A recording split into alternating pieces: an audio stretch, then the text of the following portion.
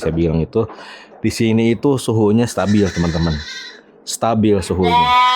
Mau dingin, mau di luar mau dingin, mau malam atau mau siang mau panas tetap stabil karena konstruksi bangunannya itu atapnya itu menggunakan genteng.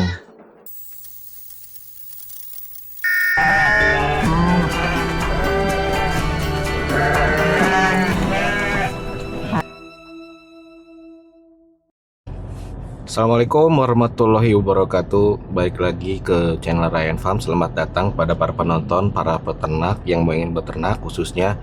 Kali ini saya ada di Bogor lagi. Kemarin kita sudah review di kandang saya di Ciwidey di Ryan Farm.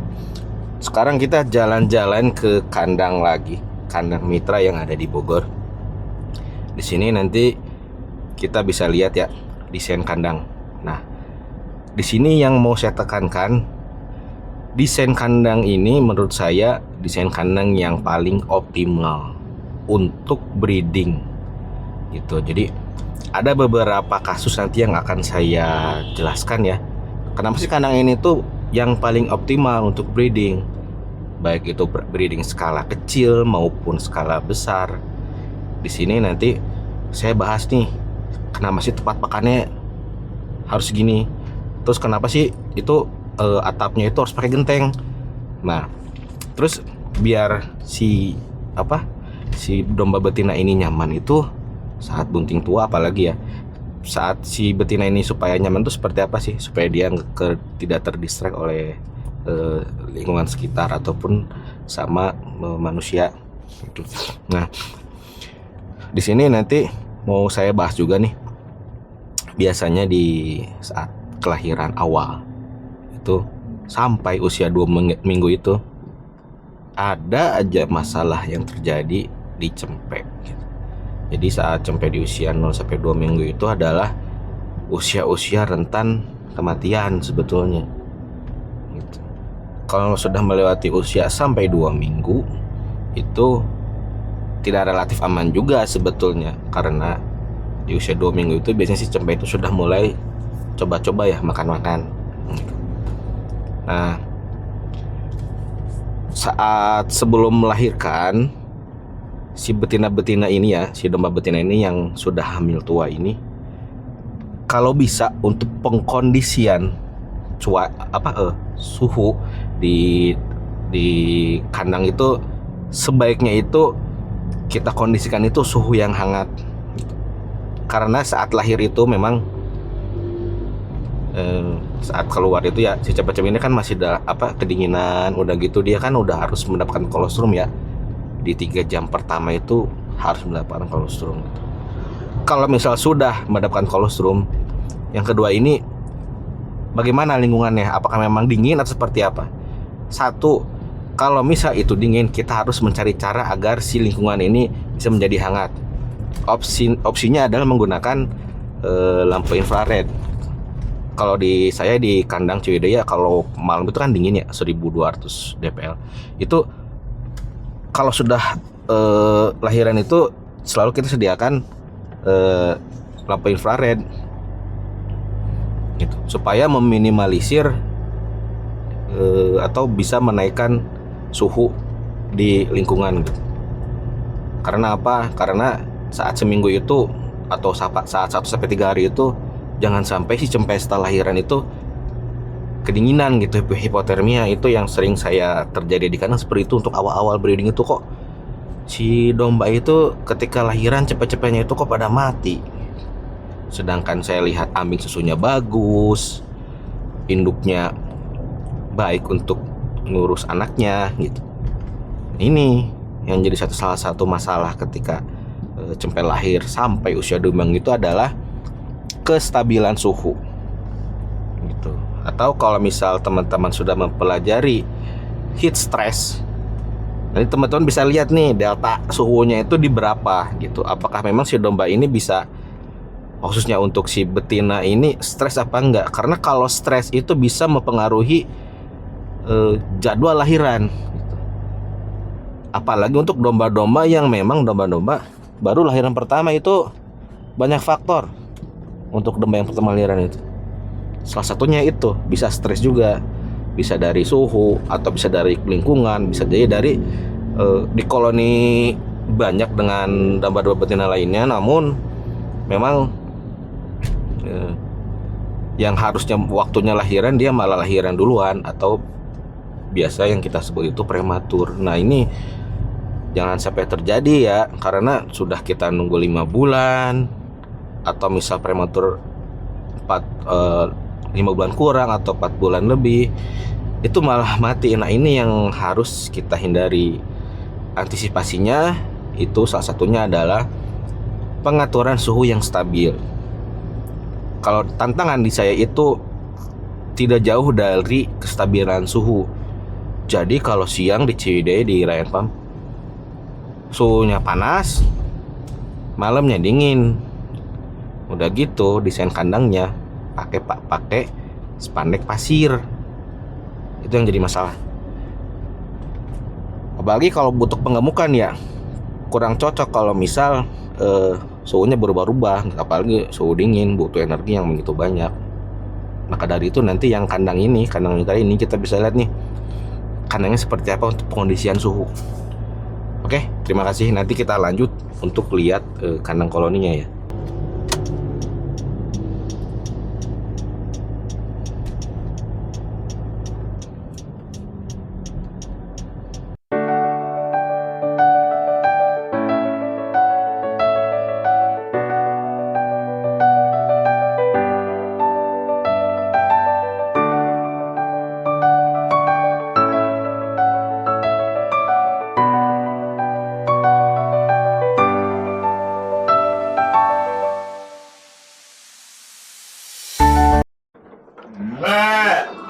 Nah, teman-teman bisa dilihat di sini ya. Jadi desain kandang yang paling efektif untuk breeding itu adalah satu, atapnya itu kalau bisa pakai genteng.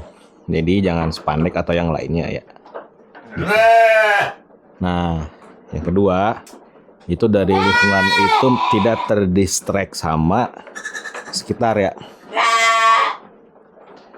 Tidak terdistract sama sekitarnya. Jadi kalau ada orang lewat lalu lalang ya, jadi orang yang sering ada aktivitas di luar itu tidak terlihat oleh si dombanya gitu. Itu yang kedua itu adalah tempat pakan. Nih, tempat pakannya itu tinggi ya. Nah, meskipun domba itu grazing ya, kalau kambing itu daun, namun seiring dengan perkembangannya teknologi itu untuk intensif kandang lebih baik untuk pakan domba itu tinggi. Kenapa sih harus tinggi? Supaya menghindari kotoran atau kohe itu ada di tempat pakan gitu. Memang sih bisa dibersihkan ya tempat pakan, namun untuk efektivitasan itu memang tempat pakan itu harus tinggi gitu. Jadi kalau teman-teman bisa lihat itu, kalau misal domba-domba Garut bisa dilihat deh tempat pakannya itu tinggi gitu. Ini kosong memang sebelum sudah diberi makan ya tadi pagi. Jadi kalau di mitra ini memang pemberian pakannya itu pagi dan sore gitu. Jadi pemberian pakannya itu pagi dan sore. Namun pemberian pakannya itu langsung diberikan dengan konsentrat ya. Jadi rumput dan konsentrat itu disatu jadi complete feed. Jadi dibuat TMR ya. Total mix ratio-nya ada gitu, hitungannya ada. Beda dengan kandang saya yang di Ciwidey itu kan dipisah ya, hijauan-hijauan, konsentrat. Gitu. Nah, yang tadi saya bilang itu di sini itu suhunya stabil, teman-teman. Stabil suhunya. Mau dingin, mau di luar mau dingin, mau malam atau mau siang mau panas tetap stabil karena konstruksi bangunannya itu atapnya itu menggunakan genteng. Nah, seperti ini. Tadi yang kedua udah tempat pakannya. Yang ketiga, perhatikan juga untuk kandang itu memang sekatnya juga nih ketika lahiran. Sekat-sekatnya sering dicek. Kalau misalnya lahiran di koloni bisa dicek nih di slide-nya jangan sampai ada yang bolong atau memang si jarak antar slide kayunya itu lebih dari satu telunjuk jari. Jadi di sini memang pengemukan bukan pengemukan ya, di sini breeding domba Dorper. Jadi ada domba murni Dorper sama domba silangan Dorper. Nah, untuk pejantannya ini pejantannya full blood. Gitu. Jadi kalian bisa ngitung ya berapa banyak, teman-teman bisa ngitung berapa banyak dalam satu kolo ini. 1, 2, 3, 4, 5, 6. Jadi kalau misalnya mau berhitung nih keefektivitas tepat pakan ya. Jadi kalau misalnya satu koloni itu ada 6 ekor, idealnya satu betina itu atau satu domba itu 1,5 sampai 1,75 meter persegi. Atau lebih gampangnya gini, misal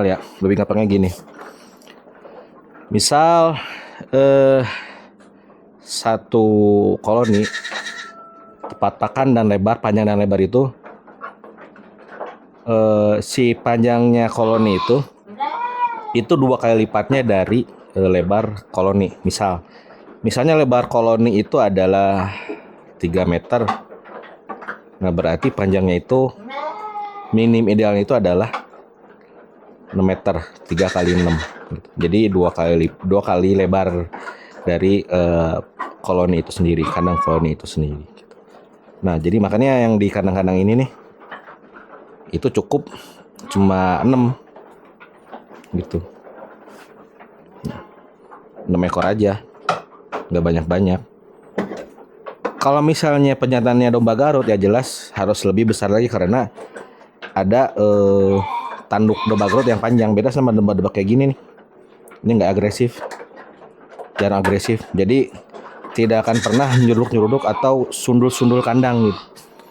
Kalau pejantan Garut kan seringnya sundul kandang. Kalau ini enggak nih. Jadi dengan desain seperti ini, insya Allah aman. Bunting sampai tua aman, lahiran di sini pun aman.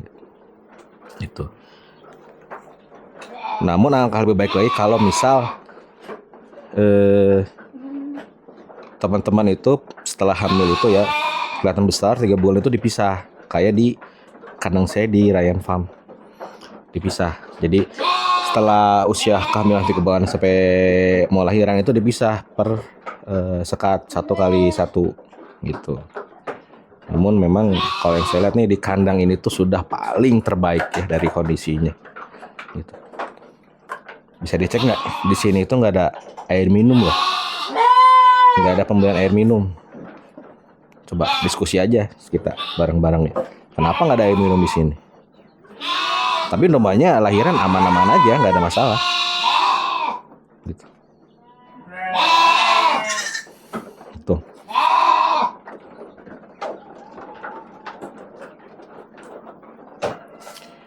Nah, di sini juga kalau teman-teman butuh untuk buntingan domba Garut, kayak buntingan Dorper full blood, di sini kita juga ada. Ya. Jadi kalau teman-teman butuh, di sini juga kita jual buntingan domba Dorper full blood. Cuman betinanya bukan betina lokal ya. Betinanya sudah cross Dorper atau betinanya sudah AF. Jadi bisa dikatakan full blood dikawin dengan betina cross Dorper lah. Seperti ini nih.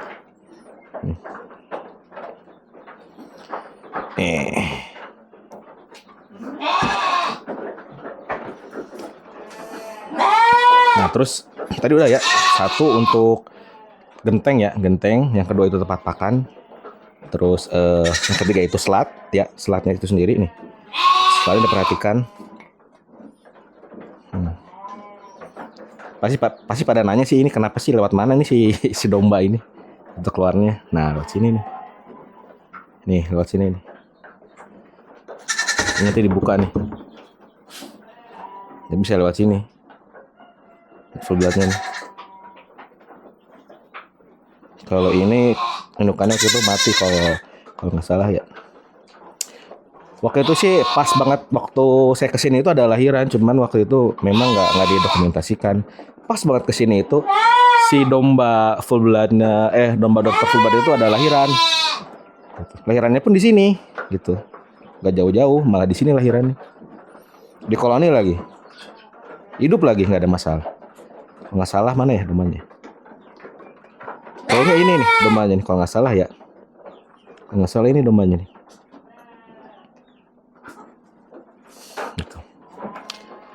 Yang keempat itu sistem keamanannya juga. Jadi kalau misalnya amit-amit ya ada musibah kemalingan, itu lebih minim lah dengan adanya kayu-kayu di sekeliling kandang nih. Ini semuanya full dikelilingin nih. Semuanya full. Ya. Tuh. Jadi kalau misalnya suhunya pas. Sekarang kita tantang deh. Perlu banyak air nggak? Gitu. Perlu apa enggak? Coba kalau kita telusuri perlu apa enggak? Beda dengan di tempat saya yang memang ketika siang itu panas, malam dingin. Makanya konversi untuk kebutuhan hijauan itu di saya lebih banyak. Itu karena di malam hari udaranya dingin, siang hari butuh banyak air karena panas. Gitu. Makanya penggunaan hijauan di saya itu lebih banyak. Kalau misalkan ya menurut literatur itu minimum 10% dari bobot untuk konsumsi hijauan. Kenyataannya saya di kandang itu nggak 10%, malah di atas 15% gitu. Apalagi yang sedang indukan laktasi, di atas 15% sampai 18% untuk memenuhi badannya sendiri ya, konsumsi untuk badannya sendiri dan anak-anakannya juga gitu. Kalau misalkan teman-teman belum pernah punya data, coba dicek aja sih datanya. Jadi teman-teman coba cek, misalnya kalau kasih pakan segini cukup nggak, anak-anaknya gimana. Jangan sampai teman-teman udah breeding, udah jauh-jauh 5 bulan hamil, terus anak-anaknya kecil-kecil. Nah ini yang harus dievaluasi. Kenapa sih anak-anak itu pada kecil gitu? Karena ternak itu tidak akan pernah bohong. Kalau ternaknya kecil, otomatis hasil anakannya kecil, otomatis berarti konsumsi pakannya kurang gitu. Ternak itu nggak akan ngomong, cuman ya pasti dengan adanya kelahiran itu pasti udah ketahuan nih anaknya kecil-kecil. Lihat aja ambingnya, apakah memang banyak pemberian pakannya atau tidak gitu. Karena breeding itu banyak pun jangan, karena berhubungan dengan kos, sedikit pun jangan. Jadi nanti teman-teman tuh harus tahu nih berapa banyak jumlah konsumsi pakan yang harus diberikan setiap ekornya itu. Gitu. Itu kira-kira. Tadi udah satu ya, genteng udah. Yang kedua tempat pakan. Nah, pasti teman-teman pasti nanya juga nih, kalau misalnya tempat pakan itu si cempe itu kan biasanya kan 2 minggu udah cicip-cicip ya, udah cicip makanan gitu.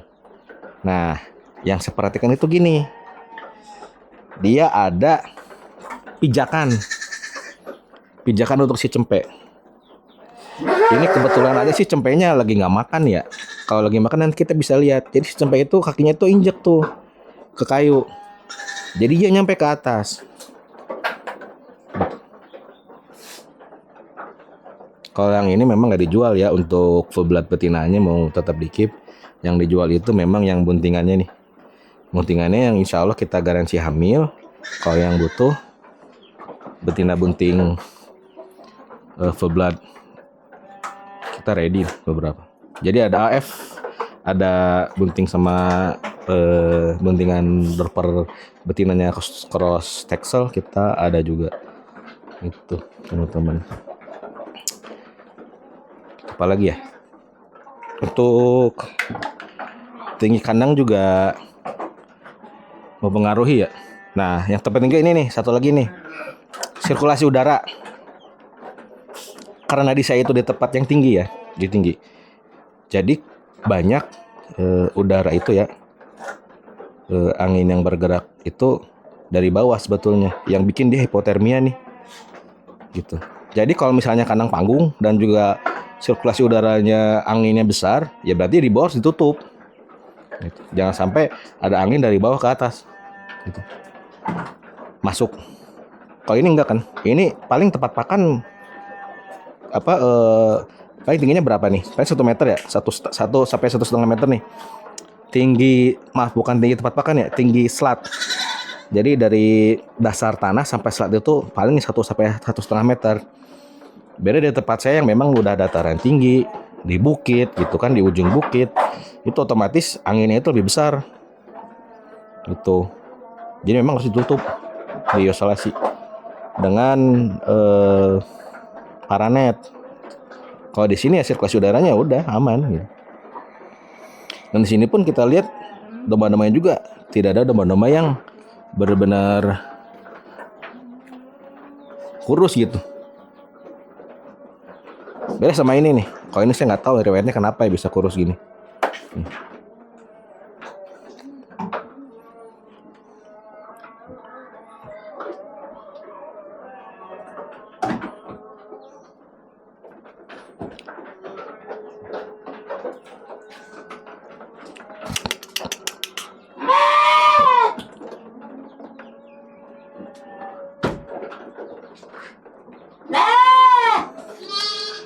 Jadi kalau domba-domba yang memang kepanasan itu ya coba lihat ya bernafasnya. Memang apakah memang ritme nafasnya itu terengah-engah apa tidak? Gitu. Coba dilihat, perhatikan.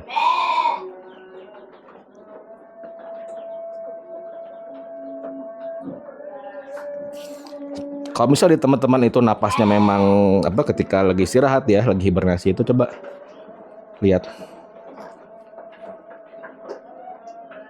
Gitu.